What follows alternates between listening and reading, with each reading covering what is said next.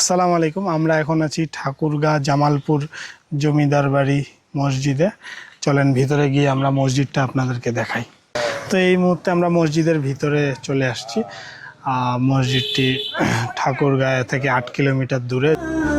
مكة كلها حرم إليها تقبل الأمم ففي أرجائها الحسنات والبركات। পশ্চিমবঙ্গ থেকে একজন আসেন, উনি এই মসজিদটি তৈরি করেন 1867 সালের দিকে।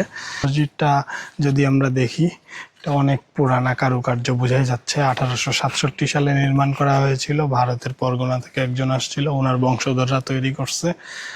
আর এটা ঠাকুরগাঁ শহর থেকে 8 কিলোমিটার দূরে পড়ে।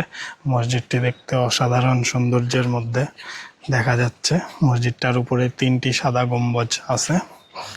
তবে মসজিদটার চারপাশে ওই জমিদারের বংশধর যারা, ওদের বাড়িগুলো নর্মাল বর্তমানে আমাদের যেরকম হয় এরকমই। আর একটা আগের রাজবাড়ি আছে, ওইদিকে প্রবেশ নিষেধ, এই কারণে আমরা যাচ্ছি না। এখানে আরও ট্যুরিস্ট আসছে।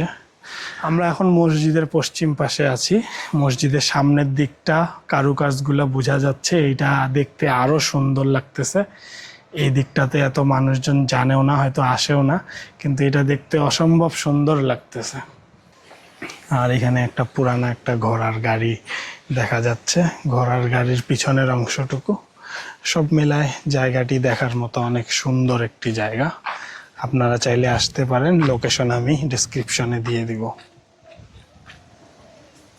মসজিদের কাছেই একটি কূপ আছে। সচরাচর কূপ এখন সব জায়গায় দেখা যায় না। কূপের ভেতরে পানিও আছে। مكة كلها